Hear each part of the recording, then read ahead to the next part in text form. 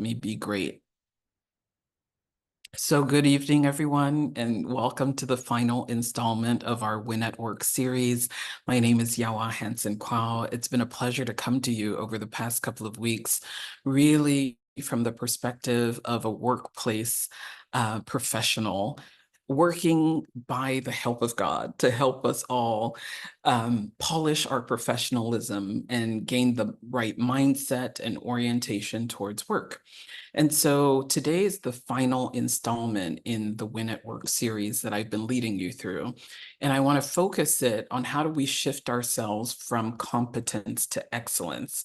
The goal of today is to take you through a uh, three strategy presentation that really will help you to hone your ability as a professional and really gain the skill sets, the mindset, and the tool sets that will help you to distinguish yourself as a standout leader in your career. So I hope today that you have brought the appetite for new knowledge. And I hope today that I will be a blessing to you in helping to spotlight areas of your professional life and your professional development that might need some tweaking and really give you the tools and strategies that will enable you to do so quickly and excellently. So help me God. So I'm going to launch the presentation with the hopes that this will be such a blessing to you and whoever listens to the recording. So I'm going to kick off. For those who don't know me, Yawa Hansen-Quao is my name. I'm a proud member of the My Eden Plan community. We are a community of believers from all over the world dedicated to really placing Christ at the center of our lives. And we do this by constant fasting and prayer and really, committing our paths to the Lord. And in our most recent fast, we received a prophetic word that God is preparing us for prominence and is about to do a new thing in many of our lives. And, the leadership team invited me to teach this series because originally I had taught this series on my radio show called Empowered Living. So for me, I come to this work from the perspective of someone who walks alongside senior leaders as an advisor and as an executive coach. I've been working with leaders from the public sector and the private sector over the years, and I've had the great honor of really, really helping to see how to work with people to get from point A to point B. I like to tell people that I am transformation focused, so very results driven and very much committed to helping empower believers, especially believers in the world of work, with the knowledge that they need to transform the outcomes. I have seen through the work that I've done for different companies that there are many believers who have faith, but can't back that up with, excellence in how they work. And so that's why, I really want to focus today on professional excellence and on really understand how do we move and shift ourselves from a place of just being competent, technically good at our jobs, to a place of excellence. And I'm going to describe what that means in this presentation. So first of all, can you just tell me in the chat box what comes to your mind when you hear the term professional excellence? What does it mean to you? I'd love for you to share. I know that we are joined by people from different countries right now. I saw in the chat box, there's London, there's Accra, there's Portugal, there's USA, wherever you are in the world, these two words put together, what does it mean to you? Can you just put in the chat box, what does it mean when you hear the term professional excellence? Now, this term is packed and it means different things to different people. And I realize that when it comes to our professional lives and our careers, we come to our careers with different mindsets. And our mindsets towards our work, comes with a lot of baggage. Maybe your career your career progression has been informed by what you've seen on TV, right?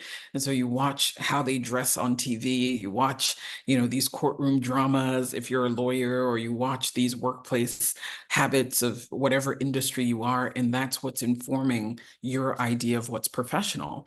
Maybe you've bought into celebrity culture, and so you look at celebrities as the standard bearers of what professionalism and what excellence should look like. And so I see what some of you are saying in the chat box. Some of you are saying it means flawless at your job or flawless at your work.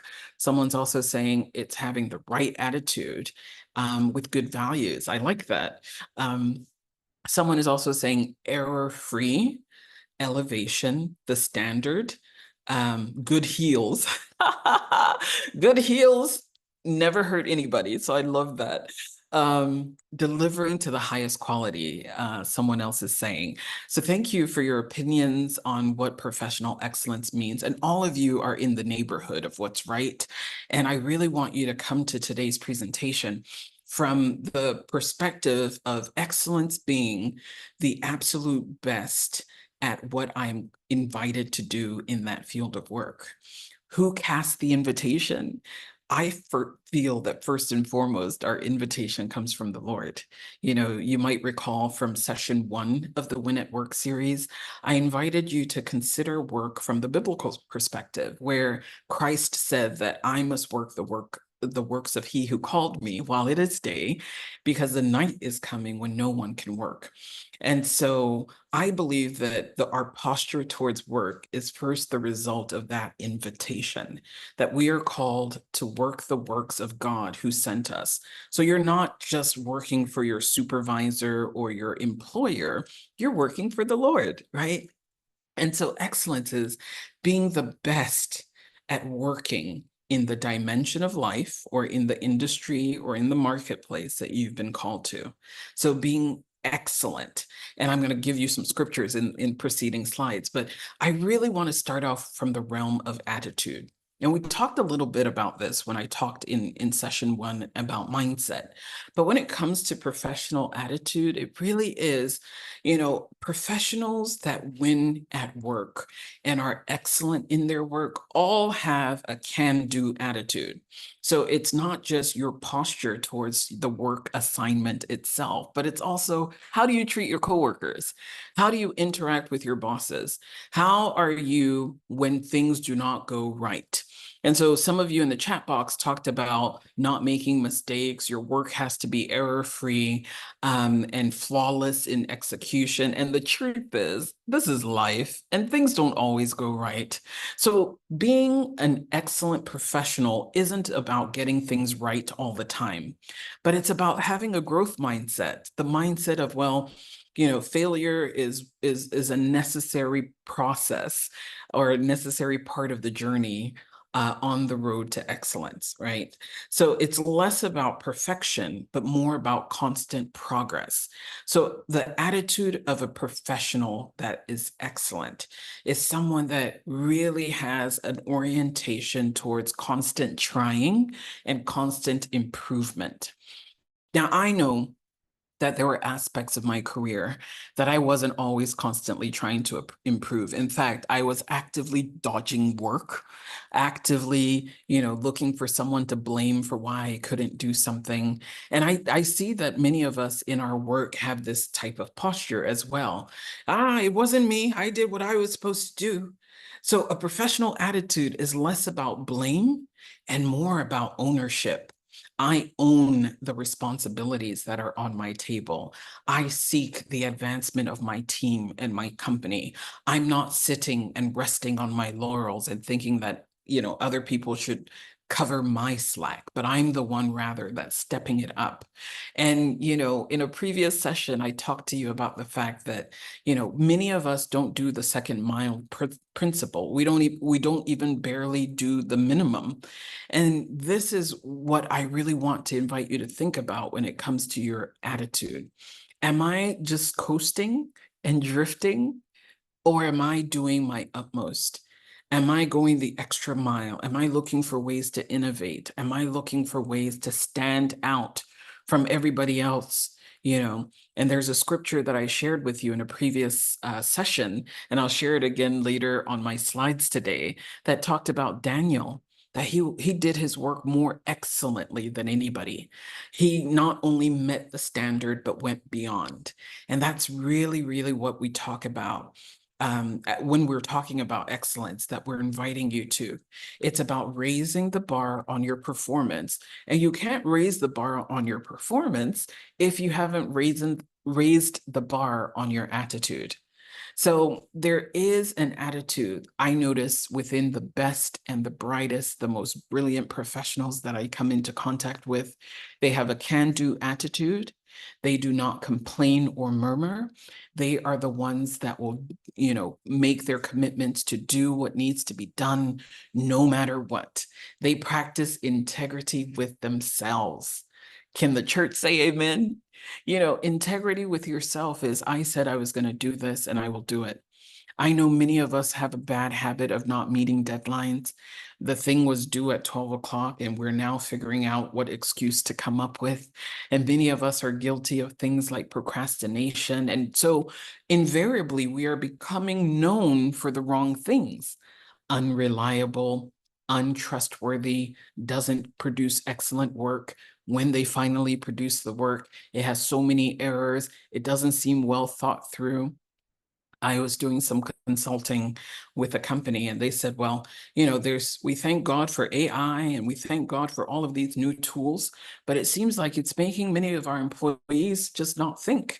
So you can tell that AI generated all of these responses that they've sent to us, and they end up having to go back and correct and iterate. But an excellent person, an excellent professional understands that, yes, I can leverage the tools, but at the end of the day, I have to make things my own. So it's about that attitude of constant innovation, that attitude of having a growth mindset and refusing to gossip and murmur, but rather put your hands to the wheel. Another dimension of professional excellence that I want to talk about is professional honesty. And in my previous slide, I kind of touched on that. The word integrity comes from the root word integer. And for those of you who recall your mathematics, an integer is a whole number. And unfortunately, many of us aren't acting whole in our workplaces. We're shoddy. We show up as half of ourselves, a quarter of ourselves, 3/5 of ourselves. No one gets the whole us because we don't show up authentically. And a piece of that is because many of us don't practice honesty. Maybe you're meant to report to work at 8 o'clock, and maybe your office has a sign up sheet and you consistently sign in at a time that you weren't there. You know, trying to mislead people into thinking that you were timely when you were not. Maybe there's some corrupt practices happening in your office and you're getting involved in that. And on Sunday you lift up holy hands to the Lord and you worship and you praise and you sow your seed, you pay your tithe. But are you really treating your work with honor and dignity? Are you the kind who people can rely on, that your word is what it is? That as long as you said you will do something, you would do it? I honestly have had to come a long way with this, because there were aspects of my life that I wasn't really walking in professional honesty. The client said this and this and this, and I might, it wasn't a complete lie, but maybe it was a stretching of the truth. It wasn't, but now I'm learning to live holy, not Holy, but holy, whole, WHOLE. Like, I want to be whole. I want who I am in church to not be different from who I am as a professional. I want to be truthful with my employees, truthful with my employer, truthful with my clients, truthful with my customers, because there is something about honesty that propels you in excellence. You see, I am sure that you can think about one or two people who are really good at their job, but you do not trust a word that comes out of their mouth. And so when it comes to critical opportunities, they are not likely to be the one that you recommend. I can think of at least 3 people right now in my life who, they are competent, but I do not consider them excellent. You see, part of what makes us excellent, especially as people of faith, is our ability to walk in wholeness, to walk in the integrity of our hearts, that we can stand by our work, we can stand by our promises, that people know that we can be relied upon. Now, if this isn't you right now, I encourage you to work on this aspect of your life. Because at the root of the lying or the root of the dishonesty or at the root of the misrepresentations is fear. And the scriptures teach us that God didn't give us a spirit of fear. He gave us a spirit of love and power and a sound mind. So I'm learning this in my own practice. For example, I have a consulting client who, through this consulting client, I was introduced to this company to do some work. And so my contract with that company is through the client, right? And recently, the beneficiary that I've been working with, I'm a coach, so they assigned me to coach this person. She invited me to her office and asked me to do a whole stream of work outside of the original contract. Now, in prior years, I would have said, yes, God is good. I've got more business coming in, etc. But that is professional dishonesty. This is not my client. This is my client's client. And so I had to inform my client that, well, your person has reached out and asked me to do some work. I don't want there to be any awkwardness. I want to deal with you in transparency.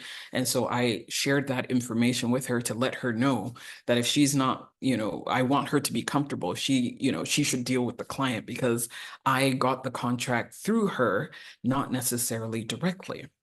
Now, I know that a lot of people might say, wow, that was stupid.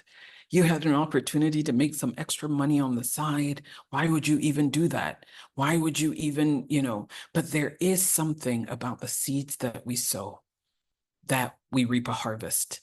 And I want to be a whole person, not just when I'm at church on Sunday or Saturday. I want to be a whole person in how I do business. I want all of my clients, especially my corporate clients, to trust me. I want the people that I work for and with to know that my word can be relied upon because I tell you, honesty opens doors. If you are stuck in your career, check on your honesty level. Are you someone who's some way, as we say in Ghana? Your word is not your bond. The things that come out of you aren't necessarily the best representations of truth. I pray that you would start repenting because like I said, honestly, I haven't always been an honest broker when it's come to how I do my work. I try to meet my deadlines. And if I cannot, I reach out to the person and say, look, it doesn't look like I can meet my deadline today. Is it possible to shift? And because consistently I meet deadlines, honestly, most people extend grace to me.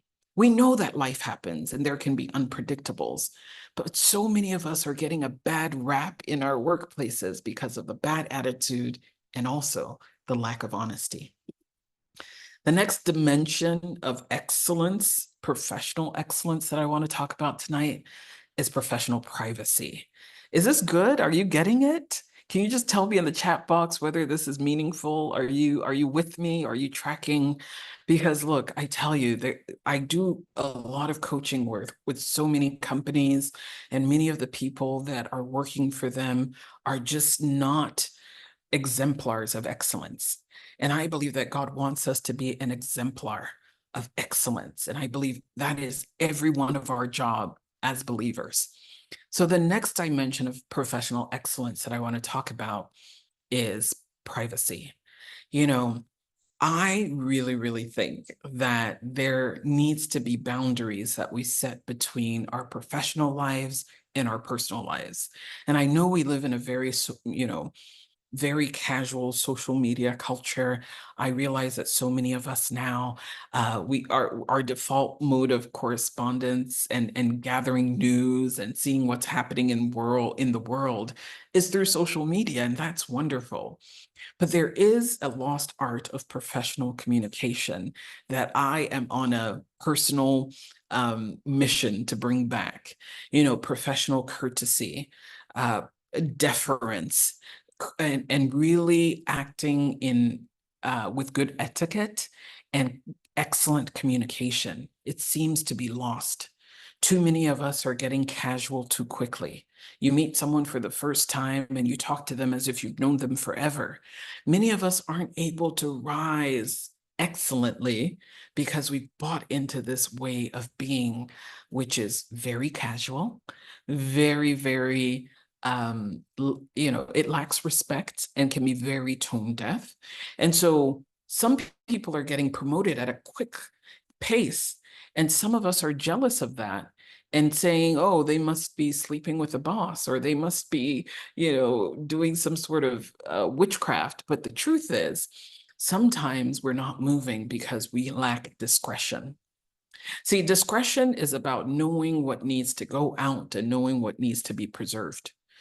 Discretion, and I've had to grow in this area myself. I know what it's like, especially in the line of my work. I meet lots of very significant and very impressive leaders. And the younger me would have been very quick to take a selfie and to post it and to, get a little bit of ego rush by saying, oh, I was here with such and such at such and such a time.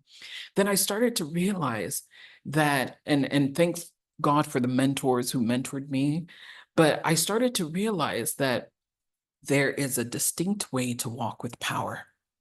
People who are powerful, when you get invited into their spaces and into their realms, they do not open up quickly unless you can be trusted. And part of how you build trust is with discretion. And so those of us who take all of our business to work and tell everybody what's going wrong in our lives, may I invite you to maybe invest all of that venting in a counselor or a friend instead of your work colleagues. May I invite you to reconsider, like people that you work with, they can become friends, but they are colleagues. And many of us have blurred the lines between what is professional and what is personal. Can I get some witnesses in here? Just because you spend so much time at work, it's so easy to get it mixed up in your head. This is my family. No, they're not. These are my friends. No, they're not. That's your employer, and these are your work colleagues. And the sooner you get to imbibe that, the more you might be quick to fix your behavior. Because a lot of us get very emotionally tied to our jobs and the people that we work for and with, that we start to lower the standard of our performance. Oh, Charlie, this is my friend. So I no longer deliver on time because I feel so close to this person that I can push my limits with them. And that's where you start to stagnate. And that's where the performance begins to suffer. And then all of a sudden, you get a lot less, good feedback, a lot less progress in your career because too many of us have just, not really maintained the lines of what is professional and what's personal. You see, a lot of us have really this notion of trying to be impressive online, but we can't back it up with a track record of excellent performance. I would encourage you to flip the switch. Those of you who follow me on LinkedIn, I posted a quick excerpt from a master class that I taught last week. And I said that boldly. You should focus more on being effective at doing your job than you are at trying to be impressive. And some of us do the internal politics. We want to be seen with the boss. We want to be, and I'm not saying there's no need to invest in building good rapport with those you work for and with. But what I am saying is that when you start to lose deferential respect for your colleagues and for your employer, when you start being the recipient of less than collegial cordiality, you might have crossed the line of professional privacy, right? So the rule of thumb is keep your private life private. And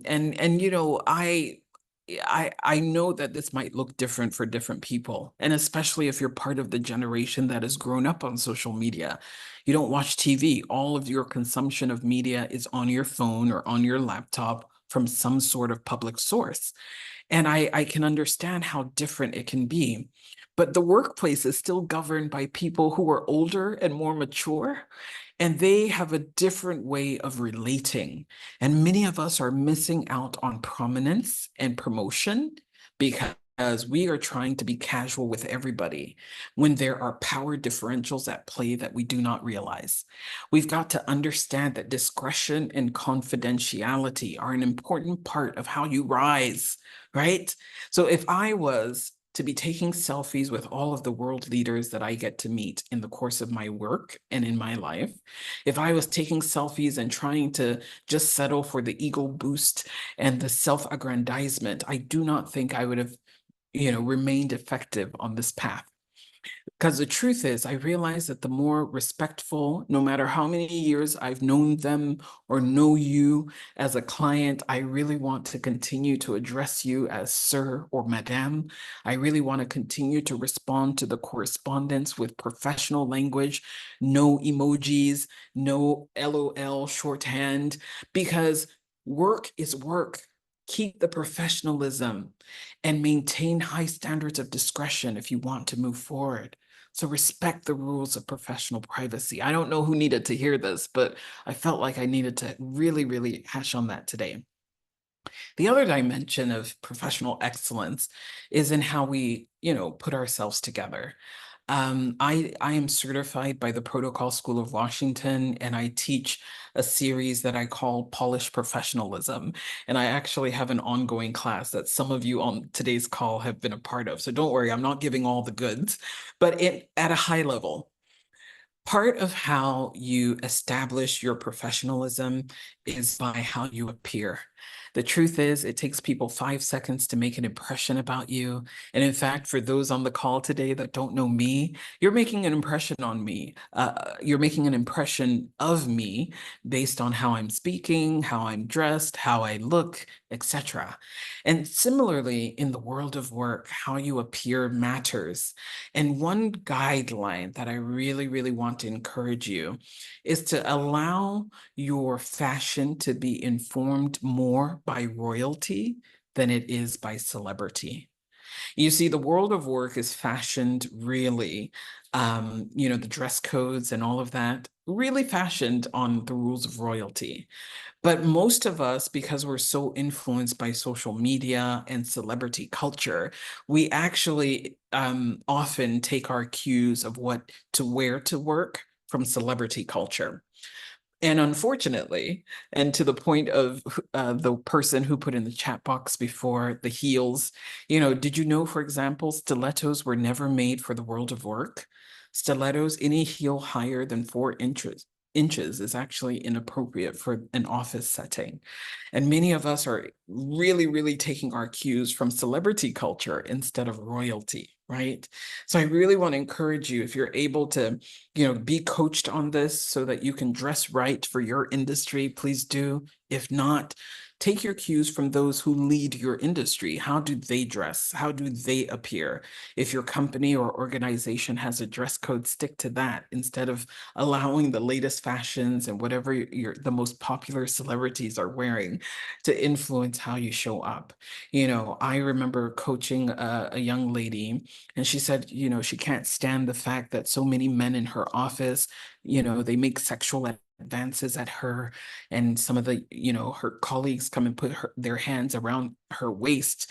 And I said, may I give you some feedback? And she said, oh, sure. And I said, well, you look like the women that they see on their music videos, very sexualized, all of her very tight, low cleavage, and all of that wasn't or isn't made for the world of work. So for a lot of us, sometimes we're giving the wrong vibe in our workplace or in our offices, and that's why people can't take us seriously. So I really want you to think about how you're appearing, because the way you dress informs how people respond to you, and the way they respond to you really can make or break you in terms of your promotion. And I want to talk to you about what I call unselfish excellence. I think one defining trait of those that I have seen as excellent professionals are people who don't think just about themselves, but they think about other people. They are the ones trying to move the team forward. They are not seeking the limelight all the time. They are always checking in to see if there's any area that they can be supportive. They are not pushovers in the sense that everybody can walk over them, but they are generally kind. And I really, really want to encourage you about that because I remember early in my career, I was very individualistic. I did my job, they should do their job, but the more I began to be mentored and coached, the more I realized that if I'm going to go further, I can't do it alone. So, one of the defining attributes of people who are excellent is that they have a give mentality instead of a take mentality. You might have heard the term go-getter, and I really like to replace that these days with a go-giver. What can I come into this environment and give? I noticed this environment here, they lack this, this, and this, so I'm going to come and give. And in fact, that's the spirit and that the attitude that I brought into the My Eden Plan community. Those of you who are members, you know that, look, I show up as often as I can. I'm always trying to give. I'm always trying to support because I realize that part of excellence is being unselfish and being a giver, right? So think about what aspects of your professional life that you can become a giver instead of a taker. Look at how you can become someone that can be relied upon to go the extra mile, but also care for the needs of others. Because as you rise on that elevator of success, you are really, really beholden to send the elevator back down and take others with you. So as you rise, please lift others. It's a key part of excellence. Now, there's this book. It's by Alan P. Rossiter, and he talks about some aspects of professional excellence. I just wanted to list it here. And if you want to go get the book on Amazon or read online around his theories. But, moving from competence to excellence, it doesn't mean what you do technically doesn't matter, but it just means that you want to adopt certain attributes in support of that. And one of the things that he talks about that I really like is your ability to communicate your work clearly. And I've been coaching a lot of women over the years, and I realize that women are less likely to be able to communicate the value that they bring to their work as men do. Men are very, kind of egotistically driven by nature. And so they said, oh, I did this and this is what I contribute. But a lot of us need a little work as women to actually say, no, this is what I do and this is the value I bring. And I've had to grow in that area, even as a consultant and as a business owner, to tell people what I'm capable of doing for them because I was technically competent and have been for a long time. But when I learned how to communicate what I do clearly, it's helped grow my business, right? Another aspect is your ability to keep to a schedule. A lot of us aren't disciplined in how we manage our time. I use a calendar to just plug in everything that I do to make sure my day is organized. And if you read the book, Seven Habits of Highly Effective People, Dr. Stephen Covey talks about one of the seven habits, which is you plan the week ahead.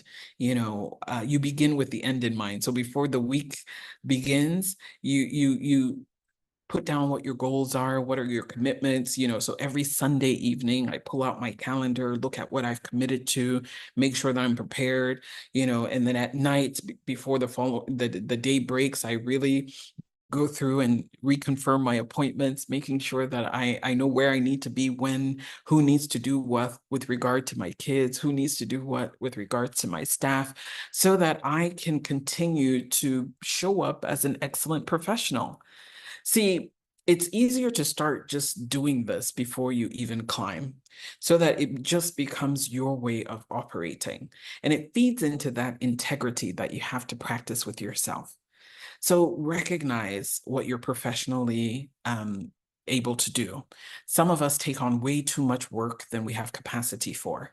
And I've realized that as a coach. So I tell all of my coaching clients that, look, I don't work one-on-one with more than 4 people at a time. So when I'm getting close to that limit, I tell people who've made inquiries that, look, I only have one more spot. And I will just do a first come, first serve bases, because I realize that when I'm trying to juggle more than 4 one-on-one clients, I'm not effective. And so being able to know the limits of your abilities is also a superior trait of people who are professionally excellent.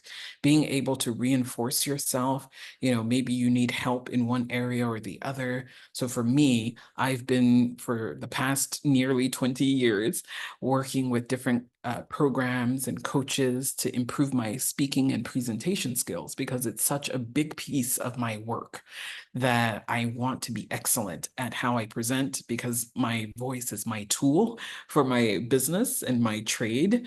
And so I really, really am always honing that. In fact, just last year, I was working with a voice coach to really help me with my voice and resonance and different aspects of my every year. I'm just making that commitment, because when you are committed to being excellent in your profession, you will have to invest. Investment matters. And I know a lot of us on the call aren't used to doing that. You're used to everything coming to you for free. People give you books or invite you to a class, or maybe if there's a price tag on something, you said, hey, but I want to encourage you to shake off that mindset that your growth and your future are so important that it is worth investing in. And the more I do that, the better off I am, the more I'm able to serve at a higher level and then attract higher pay, because I show up more excellently than most. All right. Um, so lastly, I really want to remind you that it really is important to create a vision for yourself professionally. The Bible says in Habakkuk chapter 2, you've got to write the vision, you've got to make it plain so that you can run with it.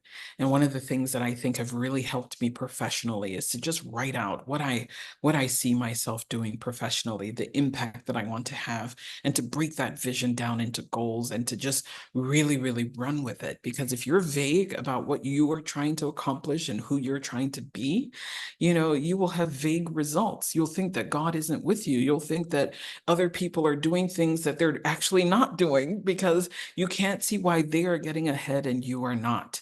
So I love vision boards, and I do vision boards every year. And I really love breaking down my vision into goals and goals into tasks and tasks, attaching dates and pictures, so that I can really keep my vision aligned with what I am working towards, right?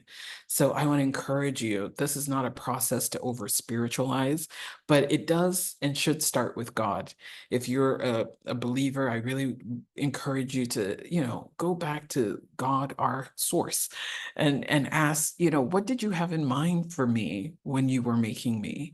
And what industry am I called to impact? What are the skills you've given me, and how do I deploy them in a way that glorifies you?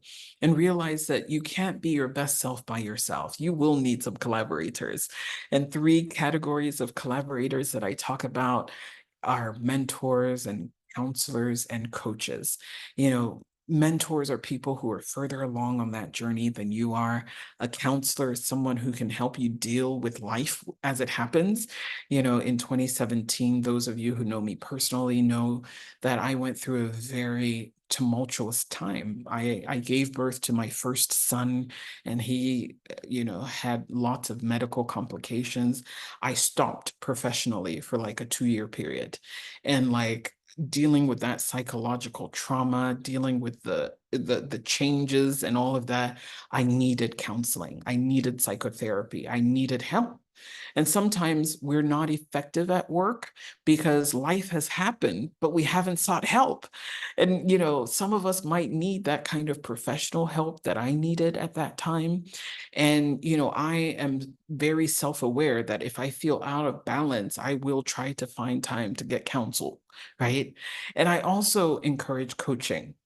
You can't be your best self by yourself again. And I invest in career coaching. I work currently with an executive coach who really helps me remain accountable to my career goals, and has helped me in this season as I've really tried to pivot a lot of my work and how I work. And so note that your journey to professional excellence isn't a journey you're expected to take alone. And at the end of the day, you have to sit in the driver's seat. You have to take full and maximum responsibility and execute. Otherwise, all of these will just be pipe dreams. So, in conclusion, we really have to be people that do things with excellence. And I'm not pointing a finger at you because I'm not excellent in every area of my life yet, but I am reaching, I tell you. I am reaching like never before because I see that God is trying to prepare us for prominence, and I am determined to not be left behind. So, doing things with excellence is about doing your work so much better than anyone else, just as we see in Daniel 6:3. It's about cutting out the noise and focusing. Don't get caught up with the gossip. Don't get caught up with the workplace politics. Don't get caught up with all of the things that make people enter into work but stop being effective. See, I believe it's time for us to raise the bar on our personal and professional excellence. And if we're going to do so, we've got to have the clarity of vision to walk according to the plans that we lay up. We've got to be kind, but we also have to build our capacity. And by this, I mean, you can't be out there trying to save everybody, rescue everybody when you aren't at the place where you built capacity. And I've made this mistake in my professional life before, where I was out there taking on more than I should have instead of investing and growing so that I would have capacity to do better. So, for example, I was paying fees for family members, solving people's problems, paying health bills, doing this. In fact, I took out a loan to help a family member start a business. And I had to understand that I wasn't at the place where I could do that with ease. So, what I needed to do was actually stop it, stop trying to be Jesus in people's lives, and start building my capacity. That's when I started hiring coaches to work with me. That's when I started hiring people to help me with my business. That's when I turned insular so that I could grow the capacity now at a very different financial level, at a very different level of life. I'm able to temper my compassion and be kind to other people because now I've built capacity. So if you get nothing at all from me today, it's time for us to professionalize, move from the place of competence to true excellence. And in so doing, I believe that each of us will see more success than we've ever seen, will have more notoriety than we've ever had, and will be able to reap the financial rewards that so many of us are dreaming and longing for. So help us, God. So I hope you've enjoyed today's presentation. I'm going to leave a little time now for some Q&A. I know we're almost at time, but if you've got questions, you can put them in the chat box or you can raise your hand. I hope this was useful to you. This is the final series in the Win at Work series that I've been leading over the past couple of weeks. I really, again, consider it an honor to join you all and share what I know through these master classes. Does anybody have a question or a comment, or you can use the raise hand function and let me open the chat box again so that I can catch up with what people are saying. All right, I don't see anything in the chat box. Was this helpful? Was this useful? What was your aha moment? Was there anything that stood out to you? Uh, all right. I see somebody said that's the interesting because I'm quite private, but I hear lots of people saying things like people buy into personal branding and I need to show my face more on social media rather than use content from my models. Okay, thank you for that. I think that was in response to what I was saying about professional privacy.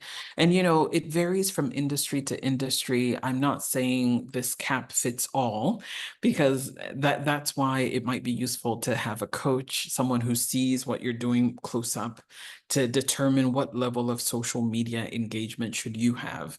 I know that there are some people who are super private. They don't post their husband, they don't post their children, they don't post anything that has to do with their nuclear family. And it works for them. But I was talking about professional privacy in the context context of how you relate to people at work. A lot of us are guilty of dumping our personal stuff in the workplace. And I'm just saying that work was not meant for that, that you can be friendly, but note that your friendships at work are colleagues. You know, your colleagues are not necessarily your friends. Your employer is not necessarily your friend. So maintain those professional boundaries, maintain deference and courtesy as a mark of how you demonstrate excellence. So I hope that helps. I see someone is unmuted. Did you have a question? Yeah? Okay. All right. I guess not. If you have any questions, we can take them now. You can use the raise hand function. If not, we can wrap up for today. I see it's 2 minutes to the top of the hour. Oh, spoke too soon. All right. Sandra MFA, your hand is up. Please unmute and share.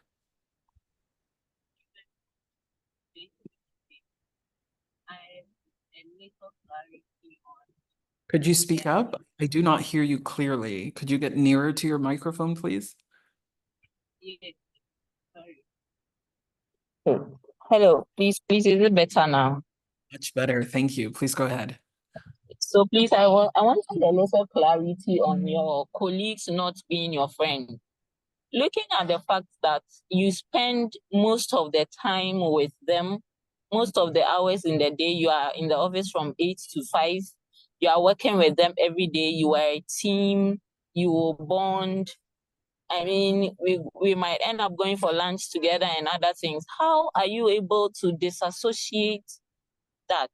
Because unfortunately for me, I'm quite a friendly person, and most of the time I bring my colleagues within my inner circles, and at the end of the day, oftentimes there's a crash because I don't know, but it's a bit hard for me. So how do I do it so that they are not in my inner circles, and I'm also not behaving like I don't want them to be my friends, or I don't want them to be close to me? How do I do that so that I don't look like I'm too knowing, or I'm proud, or I just want to be their friend, especially with lower colleagues, so that they don't feel I look down on them in any way. Thank you. Thank you as well. I see another hand up, so let me take this question quickly as well. Catherine, could you unmute and share? Yes. So I put it in the chat box. I just wanted to know what's a good way to communicate the areas that you struggle with without making yourself seem smaller.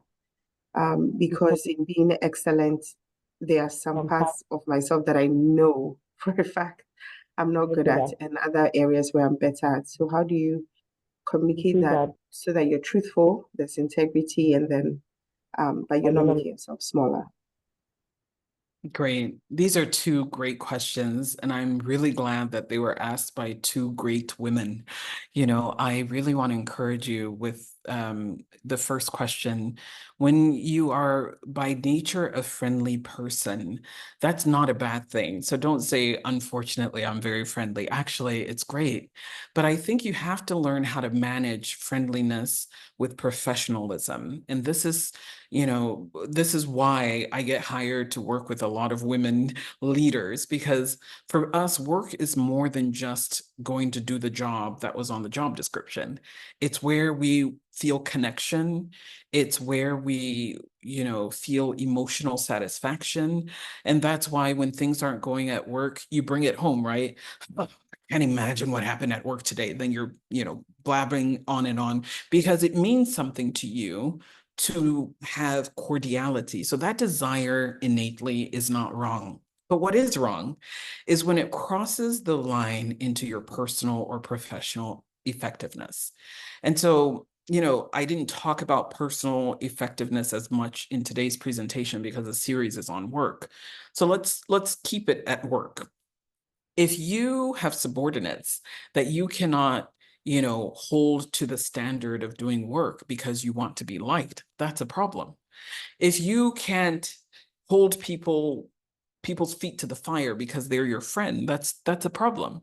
And I see this in a lot of women who I coach in their professional life. that they are actually struggling to be good managers and good. They got the promotion they were believing God for. They got the big job. They've got the big title, but nobody respects them because they want to be liked more than they want to be effective. So what I would say to you, Sandra, is you've got to, and maybe this is worth working with someone as a coach to help you learn for you what's the right balance. And I think you have to build relationships outside of the office. You know, the scripture says that a workman is worthy of their hire. So work wasn't designed to give you more than just your paycheck. That's the truth. Although when we're lucky, we work with people that we actually like. But the truth is, part of why you need to shield and create boundaries between the personal and the private is because often that's the beginning of the erosion of your effectiveness in the office. Because this is my friend, I won't call them out. Or because this person and I have lunch together every time, you know, I might lie for them, or I might cover them up, or I might do something that actually discounts the values that I stand for. And that's why I really think that many of us who are in our careers really could use career guidance and counseling. You know, those who follow my social media, last week, I posted a short blurb from another masterclass that I did. And I talked about the fact that early in my managerial life, I was about 26 or 28 years old, and I was placed in a management job. And most of the people that I had responsibility for, my subordinates, were old enough to be my uncle, old enough to be my father, older, significantly older, and they were all men. And I remember one day I was walking in the office, and one of them, you know, to my hearing, said something very derogatory in Tree, like, how can a woman be boss of me, right? And I had to call him into my office and have a conversation very assertively and say, look, I recognize that in our cultural context, you are my father or my uncle, right? But this is not culture. This is a company. And in this company, I'm your boss. And you can't talk to me or about any woman in this office in that nature. Because if this is what you think, you should keep it to yourself. Because I'm trying to create an environment here where everybody enjoys as much freedom as they should in order to do the work. So it's not personal, but I need to create an environment for the women here too. And if you're talking about me, your boss, this way, I can imagine what you're saying to the women. So no, no, no, this is your first and last. So there's a way to be assertive, cordial but firm, direct but clear, friendly but firm. And these are things that you've got to learn. So there's some really great books. You know, Why You Do What You Do by Tim LaHaye is a real good book for the personality types and how to manage the flaws of it. Because if you're super friendly, you're probably a sanguine by nature. And there are pros, but also real cons of that type of behavior, right? Seven Habits of Highly Effective People, another good read. And any resource on assertiveness is a good resource for you. And I've put in the chat box my email address for those who might, you know, have additional questions or want me to point them to resources on anything that I've said today. Because honestly, many of us need help. You know, we're making mistakes that we don't even know are mistakes because we want to be liked, or we want people to, you know, really, really think of us in a way that they shouldn't. You know, I honestly forgot what the second question was. I spent so much time on this first one. Ivana, I see your question.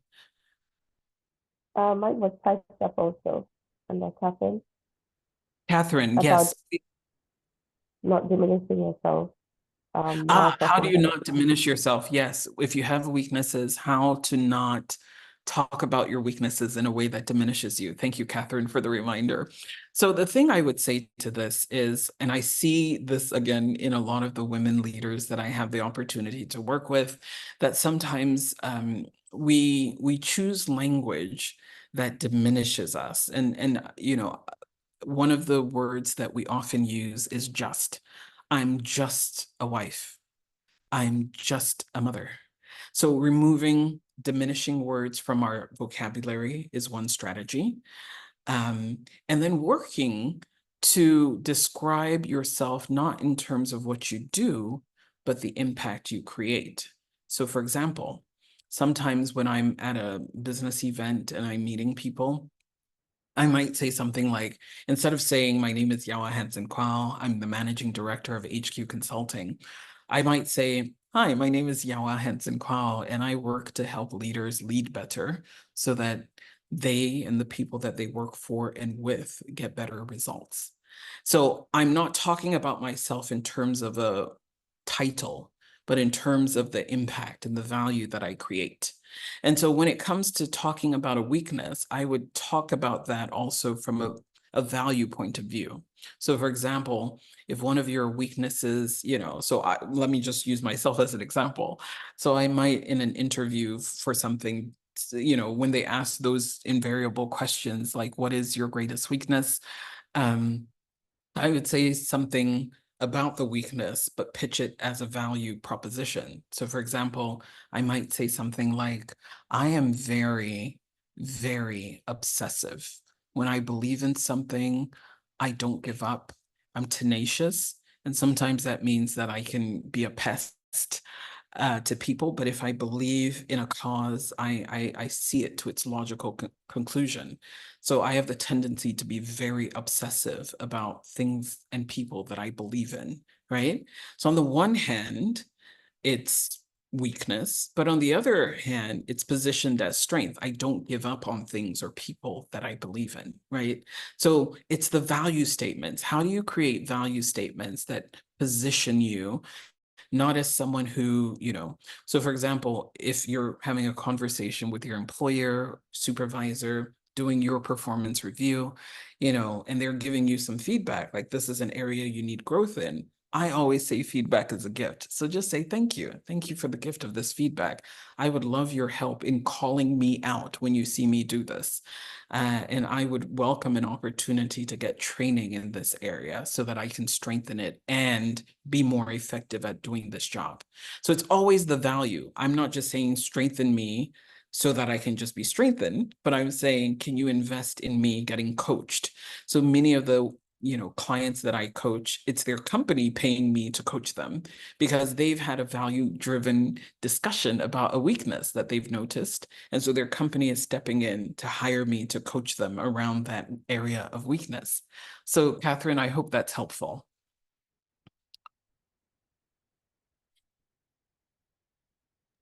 Can I be heard? Okay, good. All right, great. So Ivana is asking a question in the chat box as well. Is it possible to have one person who is both counselor, coach, and mentor? I do know people who are multi-gifted, but I also realize that some people are stronger in one aspect than others. There are some people I can call when I'm having an emotional time and I need to vent and process. And some people I can call when I need strategy, right? For me, I tell my friends that, when you're going through something highly emotional, maybe I'm not your first call because I'm very transformation outcomes driven. So I want to take a piece of paper. Okay, let's think this out. Let's write, let's make a plan, right? I'm the kind who wants to make a plan. So I'm the one, you come to when you're ready to make a plan, ready to do something, like get it done, because I'm very, wired towards, um, you know, the doing more than the listening. I find that when I'm listening to people vent, it drains me. I'm a very empathetic person and I feel powerless to do anything, especially when I feel powerless to do anything about what you're talking about. Then I feel like it just drains my energy and I'm not effective. So I value my own personal effectiveness and I've done the inner work to know what my strengths and weaknesses are. So now I just tell people. So when people are looking to hire me as a coach, I tell them that, look, I'm a Christian and it might seep into the things that I say, but I'm also very results oriented. So if you're looking for a shrink, I'm not the person. But if you're looking for someone who will work with you to get from point A to B, then I can be your person. And so, Ivana, the short answer is you won't always find the same person being able to, play the role of mentor, coach, and counselor, but there are some people who are strong in these three things. But often you might need to build a community around you. I love to encourage people to think about their networks in terms of 3 circles. Everybody needs these 3 circles. The circle of peers, people who are with you, same stage of life, etc. Those who are in front of you, these are mentors, people who are further along than you, and then people who are behind you, people that you're pouring into. And that's how you kind of build out a more balanced way of being, because I think the people I pour into, the young ones, they keep me fresh, they keep me informed, and I learn so much from them, especially on what's with technology. The circle of peers are those that I can compare notes with. How are you guys dealing with this? Because we're all dealing with similar things, growing children, aging parents, trying to shift our careers from just success to impact. And so my peers are valuable in that sense. And then the mentors, those ahead of you, are those who can say, look, this is what you should start anticipating for. This is what you should start preparing for, because they are where I will one day be. And when you think about it that way, you've got 3 circles to choose who can coach me on this particular situation, who can counsel me on this particular situation, and who can inspire me to think differently if I need, to change the direction of my life. So, Ivana, I hope that's helpful. I know we have gone way past time, but I hope you found today super valuable. All right, great. Thank you all for joining me tonight for the final masterclass in the Win at Work series. Again, my name is Yawa Hansen-Quao. If you want to get in touch with me, you can drop me a line. My email address is in the chat box. And like I said, this is the My Eden Plan community. And every Monday, we do what we call Mission Monday, which is we dig deep into different topics. And for the past 5 weeks, I've been leading us on this journey through winning at work. And I hope that you found it useful. If you're really, really, someone who wants to win in your professional life, I hope that this has encouraged you to dig deeper. Maybe your next thing to do is to sign up for a class to strengthen yourself. Maybe your next thing to do is to find a mentor or a coach or someone to work with you. Maybe your next thing to do is to just, take this information in and pray with it. And it's like, God, this woman is just shining a light on different aspects of my life that need fixing. Help. That's my favorite prayer these days. Holy Spirit, help.